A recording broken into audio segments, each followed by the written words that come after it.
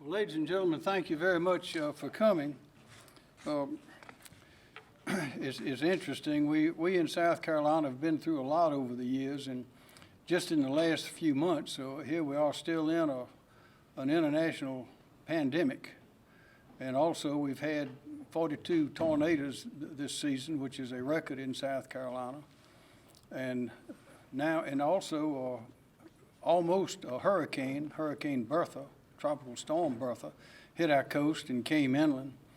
And now, as a result of a tragic crime in Minnesota, on top of other things, we are experiencing bad behavior and some rioting, as well as some heartfelt protests, heartfelt conversations, and things that we welcome.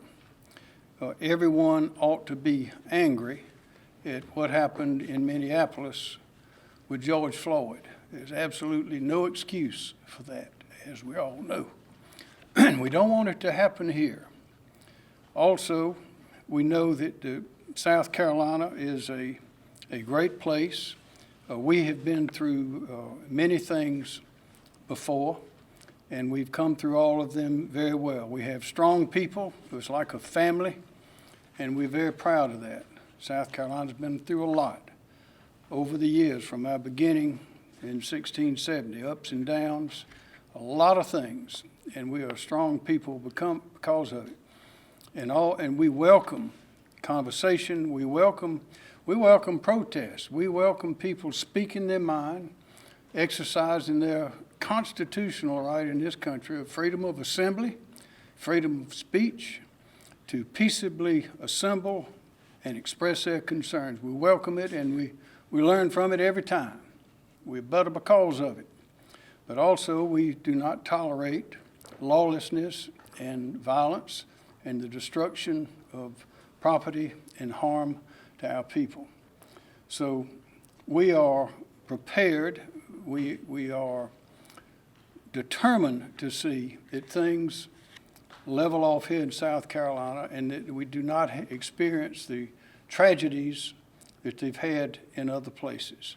We understand the anger, we understand the concern, we understand the bitterness, we understand the fear, but we also understand that there are innocent people, defenseless, who have sought no problems, have caused no trouble, and should not be punished, should not be hurt, or have their property destroyed, their lives or families threatened. So part of what you see here today is our South Carolina family. And I need to say this is a beautiful Sunday afternoon, and we called the people you see here this morning and asked if they, and some as late as about 11:30 or 12 o'clock, and asked if they would come and participate in this in order to speak for and to the people of South Carolina. And everyone is here. It's a remarkable group.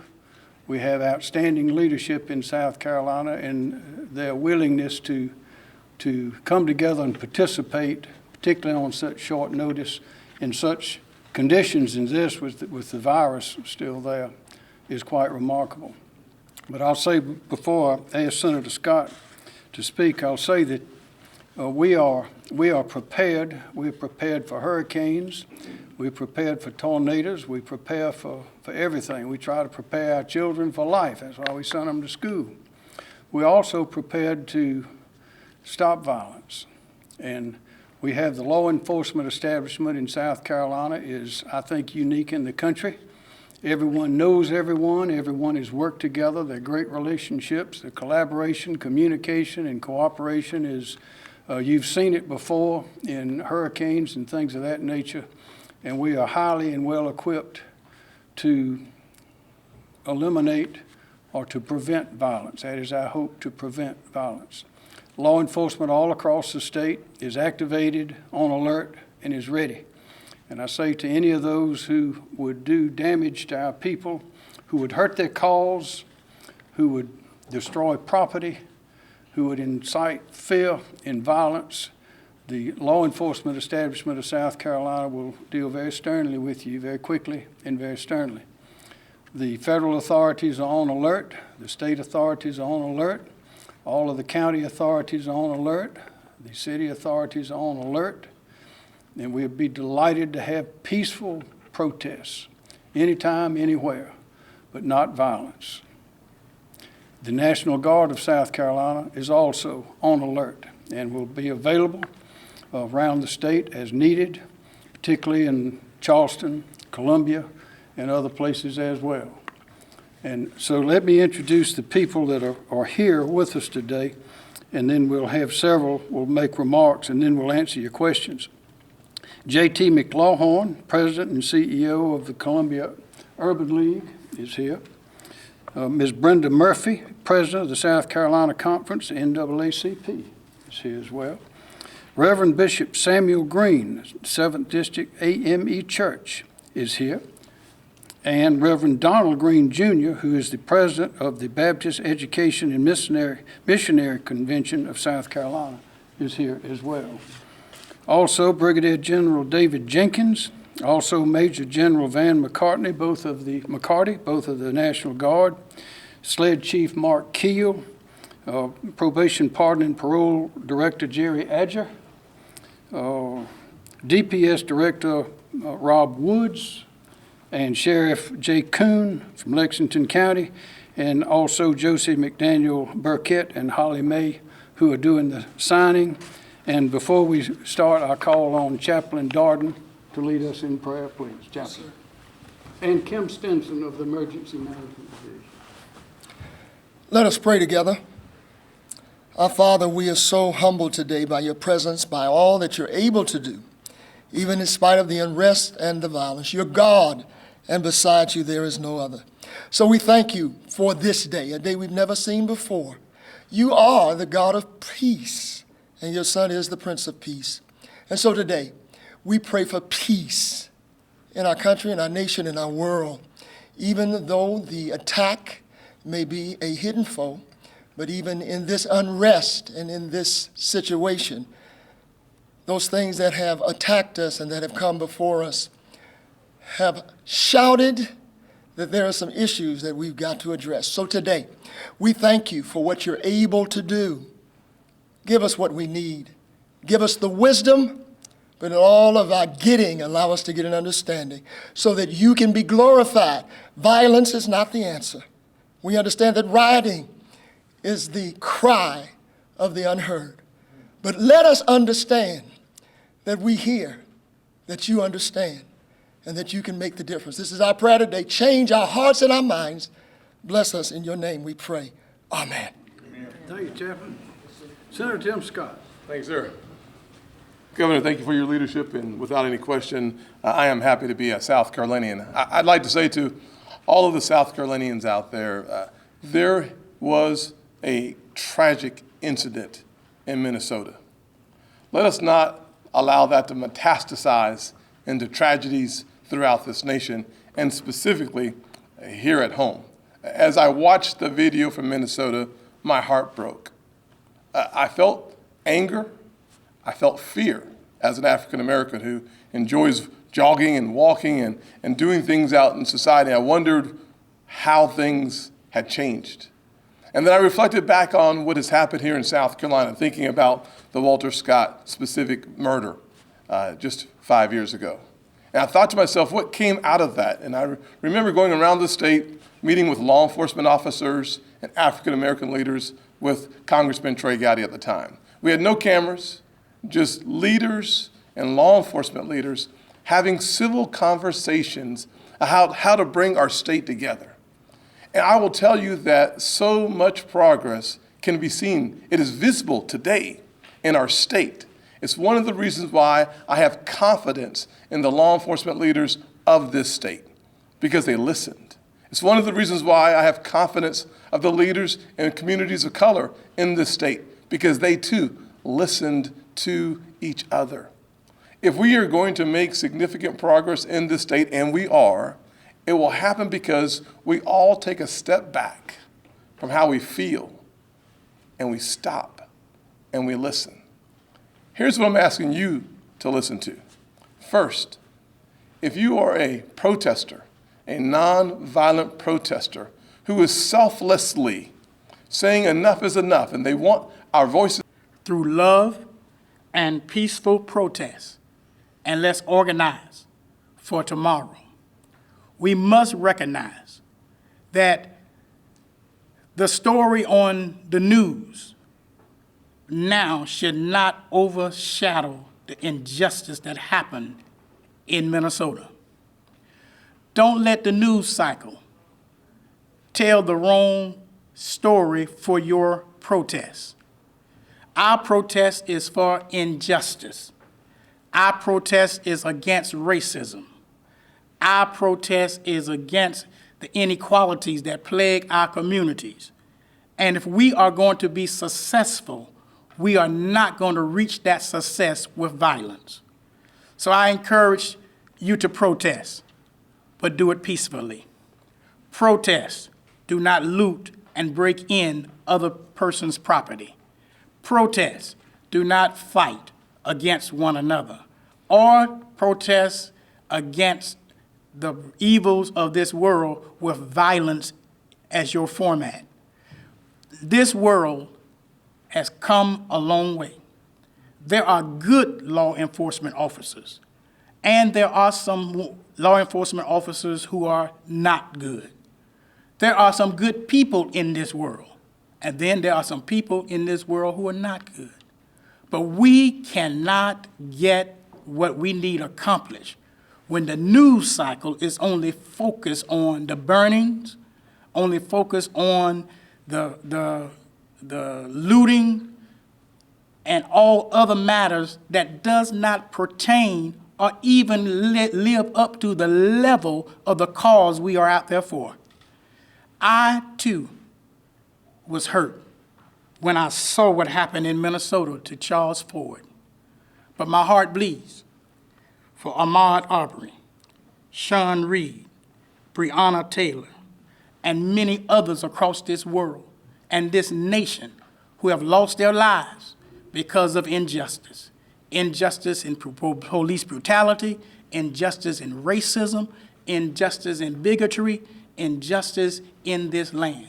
But here in South Carolina, let our voices be heard, but let our voices be heard in peaceful protest, with strategies to meet after the protest is over, with persons like Governor McMaster, Senator Scott, Jim Clyburn, and others in this state who are in leadership position to put together strategies and programs together that will help us to move forward beyond the issues that are plaguing our nation. And remember, all of your marching, all of your protesting will be in vain if the memory of Charles Ford is desecrated by your violence. And also remember, unless we go to the polls, our real voice will not be heard. Let's protest, but be peaceful. Thank you. Well, I think everybody can see why South Carolina is different from other places. I'm so proud of our people and all that we've accomplished, and we are going to accomplish a lot more for all the people. If there are any questions, we'd be glad to try to answer them. Yes, ma'am. Talk about what it means that the National Guard is on alert. They are available if needed. Law enforcement across the state in all capacities is standing up and ready to go. People have been called back from leave. We have a lot of law enforcement authorities in force that's available. We hope we don't have to use any of it, but if we do, it is there. Violence and destruction will not be tolerated, and then the National Guard is available to add to that force if and when necessary. Yes, ma'am. When would you make the call to deploy the National Guard? At what point? Yesterday at 5 o'clock. Okay. Governor, what's your reaction to the way police in Charleston and Columbia yesterday handled the situation as it escalated? I'm not familiar with all the details. I'd have to verify that, but I did see what took place in Columbia. I thought it was handled very well. Yes, ma'am. Will you issue a statewide curfew? That remains to be seen. Obviously, right. There are, some of the cities have curfews already. Yes, ma'am. Obviously, aside from this, we're also dealing with a virus outbreak in the state. There were thousands of people that were protesting yesterday. I'm wondering, is it your recommendation to anybody that went to the protest that they should self-quarantine for 14 days or get a COVID-19 test? Well, COVID-19 tests are available throughout the state at over 200 locations. About 60 of them are mobile.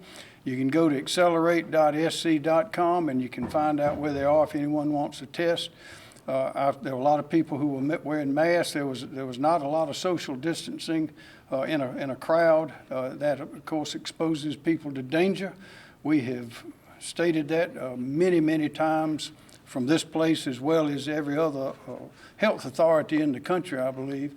When people get in crowds like that, they're putting themselves and others at jeopardy. They need to be very careful, but we can't control that. Would it be your recommendation, though, that they do self-quarantine for 14 days? That's up to the individual's going to have to make those decisions. Anyone who thinks they've been exposed ought to self-quarantine. Governor, you issued a statement yesterday. I think you used the phrase outside agitators in talking about what led to some of the violence. I'm sorry. I think you used the phrase yesterday, outside agitators, in describing Yes. some of the people that may have been behind some of the violence. I'm just wondering if you can. Well, there's no may about it. The There's law no may about enforcement, it, there's no doubt about it. There's a lot of very fine people, very peaceful people who are, as Bishop Green said, who are. We want to hear their voices. We want to know what their issues are, what their dreams are. We want to hear. This peaceful protest has been a part of this country from the very beginning, but it does not need to resort to violence. But we know from law enforcement authorities around the state, there are people who were not from those cities, and they may have even been from other states. How many? We don't know. We know there are a lot of very innocent people who go that get caught up in whatever's going on and a part of the crowd and mean no harm, but yet they end up forming a part of that crowd. Now, if there is movement, interstate movement, then of course there are federal ramifications involved there. Would you encourage that information to be made public if we know, if law enforcement agencies know that some of these folks are coming from outside of the state? Would that be made public? If we have people coming from other states to South Carolina for any reason, intent on doing harm to the people or property of South Carolina, the law books are full of statutes that address those things, and we will certainly use those as necessary. Yes, ma'am. Have you spoken to local law enforcement? Have you spoken to local law enforcement about the extent of last night's efforts? Do you know like what all was involved in last night's efforts and what was there? Can you talk about that? Well, everything was involved in last night's efforts. As I mentioned, law enforcement across the state at the municipal level, the county level, the state level, all were activated and will be, or I would say even more activated and on alert now than they were this time yesterday. Was tear gas used, rubber bullets, Yes. anything additional? Yes. Tear gas, rubber bullets, anything additional beyond that to your awareness? Well, the authorities of course, do not want to use lethal force, of course. So that is why the effort is, the concentration is on crowd control, is on having a presence, on trying to reach the people as we are doing now, to let those ones who want to protest and are not looking to cause trouble need to know that if there are some in their group that are intent on causing trouble, they may be caught up in it as well. So they need to obey curfews. They need to be very careful with whom they associate with. Your mama told you, don't talk to strangers. Well, if you have people that are coming in that are urging you to do violent things, you need to get away from there as quickly as you can. Yes, ma'am. Governor, the conversations that my colleagues had with protesters yesterday, I mean, they're angry, they're frustrated, they're exhausted, and they feel like in some cases for some of these protesters who did smash windows or burn up cars, they feel like that their voices are not being heard by the government, by the local officials, county, state, federal officials. You yourself, as well as the Vice President of the United States, had made comments about Colin Kaepernick when he kneeled during the national anthem, and that was considered a very peaceful protest. And I'm wondering, where do you see the difference? I mean, where do you see the difference? People feel like they do not have a good good outlet to be heard in this country. They did the kneeling, that didn't work. Now they've gone to other extents. I mean, What is your response to that? Well, as you heard from a number of the people here today, we want to hear those protests. We want to hear those points of view. We always, communication, collaboration, and cooperation is universally a formula for success and progress. What we urge people to do is don't get violent. You must draw the line at violence, because when you begin getting violent, nobody listens anymore. Yes, sir. Governor, these protests began peaceful yesterday. We expect them to begin peacefully today. Yesterday, they took a turn. What are some of the issues that you're hearing from some of these peaceful protesters, things that you think that we can address right away here in South Carolina? Well, I think it's been addressed here at this podium just a few minutes ago. There are people that feel that their concerns, their issues have not been addressed, and that's why the protests are there. And that's part of America. We have a right of assembly, a right of freedom. To be heard, we admire and respect your vigilance. It's what we need. John Lewis, 50 years ago, helped us make leaps as a nation because of nonviolent protesting. But for those who are agitators, for those who believe that violence is a way to take advantage of this situation, that is selfishness. And we as a state cannot tolerate that. We as a people cannot tolerate that. It distracts from the very important issues of this day, from Minnesota to California, here in South Carolina. If we are in fact going to continue to make significant progress as a nation and as a state, we cannot have distractions, especially fueled by violence. I ask you, I plead with you, please conduct ourselves in the most nonviolent ways. Protest, be heard, be seen, but be orderly. Because it's not just your life that you're risking. It's not simply the lives of the law enforcement officers you're risking. It's the lives of people that you've never met. Generations may not have even been born yet. How we conduct ourselves creates a pattern and a path to the future. Let's get there together, because we are South Carolina strong. Thank you, Senator. J.T. McClellan. Thank you, sir. Governor, thank you very much, and to all who are here. First of all, I want to commend peaceful protesters because protesting is the foundation of our democracy. Protesting desegregated schools. Protesting allow people to be able to have entree into public accommodations. So protest is as generic to America as our democracy is. I think that when we have the type of protests where we have violence, to me, it tells that we have a broken system. When we think about protests, I think about Dr. Martin Luther King Jr. I think about his four-step process in dealing with injustice. First, he says that we have to research and find out what is the problem. Let's make sure we know what the problem is. And we know the problem is today is the many atrocities that have been perpetrated toward African American men by law enforcement. Not all law enforcement, but that is a problem. That is a concern today. And so you research that and say, yes, it's a concern. Secondly, you go to the authorities and you have a conversation with the authorities about it. And so apparently, if you can't have that conversation, then you go to protest. So I think if we take a step backwards, what we have to do is open up some channels to these voices in our community. Because we cannot tolerate this type of rioting. I recall some of the aftermath of the rioting after the assassination of Dr. Martin Luther King Jr. in 1968. Some community was devastated. They lost the only store they had available to them. They lost resources that they never, ever were able to recapture. So we must do it peacefully. Protest is a peaceful movement. But the reason we have protests because people feel that they are locked out. No one is listening to them. I think our challenge in South Carolina is let people know that we have open doors. We have open channels that we can communicate.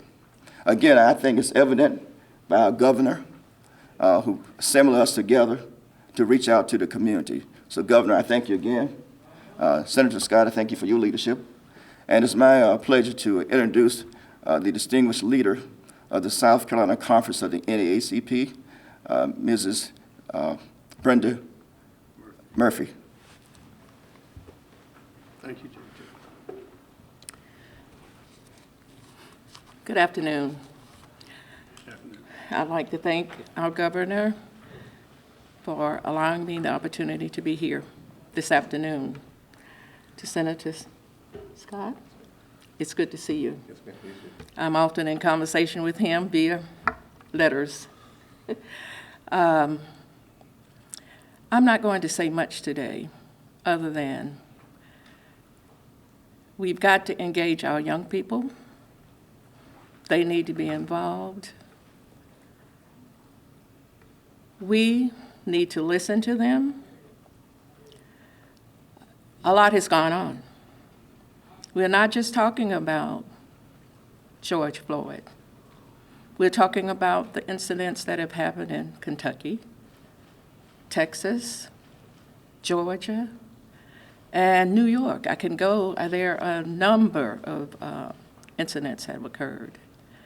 Fortunately, we have been lucky here in the state of South Carolina.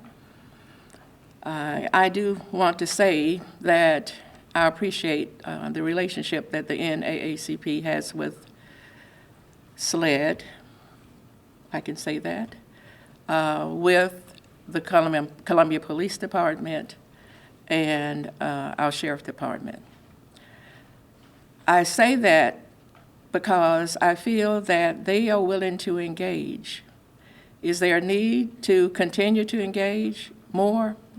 Yes, we need to. We have some challenges. We need to address those challenges. But I want to say, I feel comfortable with those that I have to work with here in our state. We, young people, use your voice. It's okay, but make sure you do it in the right way.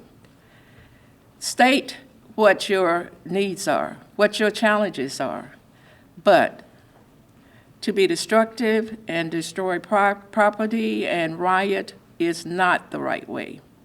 We need to use that energy in such a manner that we can create change. So I encourage young people, and some not so young, that as you experience challenges, let's talk. Let's get together. Let's work together as a unit to make things happen. To the governor, I'm going to ask you to please make sure, as activities are being planned for, to engage us.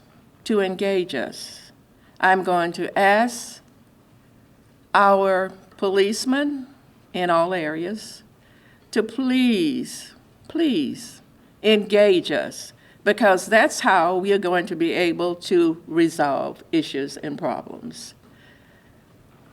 Governor McMaster, thank you again for inviting me, and I do hope that I have another opportunity to meet with you soon. You will. Thank you, ma'am. Bishop Samuel Green. Good afternoon, and to Governor McMaster, Senator Scott, and to all of the representatives here who are sharing in this press conference today. I am the father of 3 young, black, and gifted men. I'm also a father who sleeps on the edge of fear of getting that phone call that something has happened to one of my sons because they are young, black, and gifted. I also stand here as the bishop of the African Methodist Episcopal Church, representing all of the AME churches in the state of South Carolina. And I represent what I believe is the faith community, the leaders of the faith community, along with Dr. Donald Green. 5 years ago, we experienced the tragedy of Walter Scott. We experienced the tragedy of 9 persons being killed in the basement of one of our churches in Bible study, prayer meeting. And the response of the families shocked the nation. It represented what I believe the true fabric of what South Carolina is about. They responded in love. They responded in forgiveness. This is a critical hour for the country and a defining hour for the church. The civil rights movement was birthed in the womb of the black church. The AME Church stands on the pillars of a liberating and reconciling people. My job as bishop is to do both. You can't claim to love Jesus and not pursue justice. We do so embracing non-violence, but with conviction. We don't loot, we lobby our legislators. We don't break glass, we break records and strongholds by going to the ballot box and voting in numbers unprecedented. Instead of violence, we vote.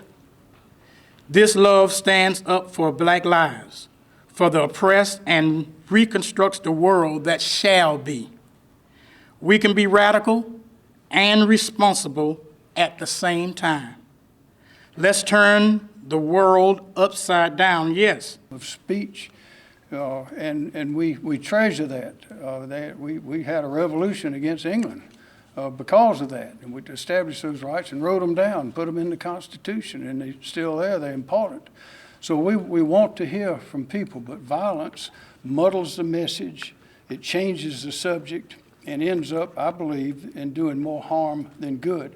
But there are a lot of things that we need to do in our state, a lot of things we need to do in the country. We all work together, we all do better and have more progress, more happiness, longer lives, healthier children when we talk to each other and work out our problems in a peaceful way. And I'm assuming you would be happy to hear from some of these peaceful protesters as you would as well, Senator Scott, in terms of having that. We heard from some of them on television yesterday, and some of them made good sense. It's easy to understand what they're talking about because we heard the same thing right here. But when the rocks and bottles and things start getting broken and windows and doors smashed in and cars set on fire, there's no reason to do that. It's counterproductive. For Senator Scott, you can answer. You were on Fox News talking about the president's tweets. You called them not constructive. I'm wondering if you could kind of talk about what that conversation was like. Was the president receptive to some of the recommendations that you made? I had a good conversation with the president yesterday morning and just really encouraged him to focus on Mr. Floyd more than the protesters, because ultimately I want to keep the main thing, which is the fact that, in my opinion, watching the video, Mr. Floyd was murdered. We want to take that issue and keep the focus on that issue. And one of the best ways to do that is for the president to tweet consistent with that. And when we find ourselves having a broader, larger conversation, it just simply dilutes what really is, in essence, the issue. And frankly, as I've said before, the fact of the matter is that the toxicity of the issue doesn't come from a single death. Terrible as it is, it's a pattern that is revealing itself again and again. And as I said this morning on Fox as well, had it not been for the video, it wouldn't have happened. Had it not been for the video in Georgia, it wouldn't have happened. Even though it happened, no one would have believed it. And so we are in the place now where we continue to advocate on behalf of more clarity on these issues. But anytime you get sidetracked at all, it dilutes our ability to solve these really important issues. There are people looking to hear from the president. Do you think that the president should hold a national address to Americans? There's at least my understanding is the president will be having a conversation with leaders around the country in the next couple of days. I think you'll hear more from the president as this unfolds. And yes, I do believe the president will continue to address the American people as it relates to this issue and the underlying issues. One of the things that we had good conversations about is the way forward, from quality education to economic opportunity to building wealth in America. There are significant issues that we can address that I believe creates a potential leap in this nation, not just steps forward. So I think you'll hear more of that conversation in the next few days. Do you feel like he understands it? Do you feel like he understands the underlying issues that are I mean, this was across the United States yesterday. Yeah, I think the president is paying close attention, and he's a smart guy, so certainly he understands the issues. The key is to make sure that we continue to express ourselves in a way that is constructive and that you can actually measure the results in reasonable time. And I believe that's what you'll see. That's what we have seen, frankly, in the last few years. We have South Carolinians are seeing a lot of police on the streets, and two of are, especially, this is sort of a question in general, maybe for one of your law enforcement folks. South Carolinians, especially in two of our largest cities, are seeing a lot of police officers on the streets right now. I guess my question is, as a sheriff or as the chief of SLED, what is your message to folks and how they can express themselves without escalating to the point where that presence is going to be? That's an easy one. The law enforcement or officers are trained not to escalate the situation. I believe we have the best law enforcement in the nation in South Carolina. What I would say to the people is the law enforcement officers are here to protect you and your property. I remember a story, some of you may have heard it years ago. A sheriff was being introduced. He was at a picnic or something, and a mother brought a little boy up and said, Sonny, if you get out of line, this sheriff is going to come get you, so you better watch out for him. He said, ma'am, wait a minute, I'm your friend. I'm here to protect that little boy. So, son, if you have a problem, come talk to me. That's the kind of message that we want to deliver to the people. Law enforcement have been trained to protect the people and their property so they can be happy, experience joy, get an education, and go up in the world. And we're trying to do a lot of things here in South Carolina to see that everybody has the opportunity to do just that.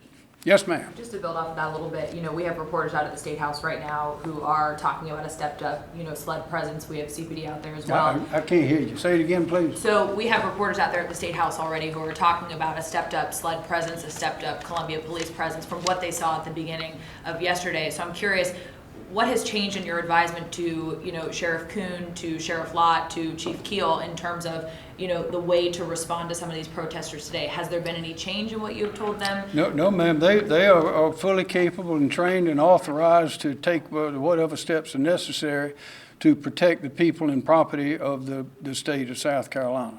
And they will do that. We do know from law enforcement all around the state, if there's a threat of violence, the threat of opposition to that violence, the mere presence of a counter force generally reduces the threat of violence. So people should not be expected. They ought to be happy when they see law enforcement in their neighborhood, because they are there, as the sheriff I mentioned a while ago said, they're there to protect people, not to hurt people. Two more questions. Yes, ma'am. Has there been any discussion about what you all can do immediately to address these concerns? I think the message across the country seems to be, as we discussed here, that we're not being heard. In response to COVID-19, there were task forces immediately set up. Has there been any discussion on what can be done right now to address these issues? We've discussed that earlier today, and I just made a promise to Ms. Murphy a moment ago, you may have heard. But that is always something that we're attempting to do. The things that events like what has happened in the country now that remind us that there's a lot more that needs to be done. And I'm sure that we all look forward to doing that, particularly here in the state of South Carolina, where we're all like family. Yes, ma'am. Coming in a minute. You go ahead. Quickly, Ms. Murphy talked about, teaching the right way to protest and getting in front of young people. As we speak right now, it's 2:00. Protesters who are going to be out there today are probably already out there or well on their way and potentially not listening here. How do we reach young people moving forward? Senator Scott, I'd love to hear your thoughts on this as well. How do we reach young people moving forward? Where does that conversation begin? Does it start here or does it start at home? Well, this is a part of it. It's also at home. It's also at school. Senator? Yeah, I think the governor hit the nail on the head. It's a multifaceted approach that will be effective. There's no one panacea to this issue. One of the things I do on a monthly basis is I visit a different school in the state, making sure that we have an opportunity to have a conversation. I think it's really important for us to have positive role models in schools. I was a kid that flunked out of high school as a freshman, so I understand the impact of a negative environment, a negative self-esteem, what that does to an individual. So I like going into schools. I like having conversations with parents. I like having conversations with community leaders. One of the reasons why I'm so focused on opportunity zones and workforce development is because I know that if you can see a better life, it's like a harness on the soul. It gives you more energy and more focus. And so that is an important part of the equation, but you start that at home. You do that in schools. One of the reasons why I think our churches need to figure out how to be as open as possible while using social distancing to be there. There's a faith factor that is glue in our society. Hebrews 11:1 allows us to see something that does not yet exist because we know it will come. So when we have that, it allows for all of us to move forward together. So I do think it's multifaceted, and it is quite effective, but it just takes longer than 24 hours. And I just have a question for you, Senator. Has there been a discussion about any type of policy changes to address these issues? Well, it depends on which issue you're talking about, but I would say that the first thing, I had a conversation with the Attorney General Barr, as it relates to Arbery, as well as Ms. Floyd. So there are things happening in so many of these issues and instances that didn't happen 20 years ago, didn't happen 30 years ago. But as it relates to the broader issue of creating a more fair and more just society, it's one of the things I've encouraged the President to do is to have Attorney General Barr lead a conversation about race and justice and let it start on the federal level and let it seep into every state in this nation. We oftentimes look at South Carolina and say, well, you know what? The South is a problem. Well, Minnesota is not part of the South. So what we've seen in South Carolina and around the Southeast is the fact that we've seen leaps in the right direction. We just need to continue to do so. Okay, thank you very much. Appreciate you coming. For all of you that came with us on this beautiful South Carolina Sunday, thank you very much. Appreciate it. Thank you.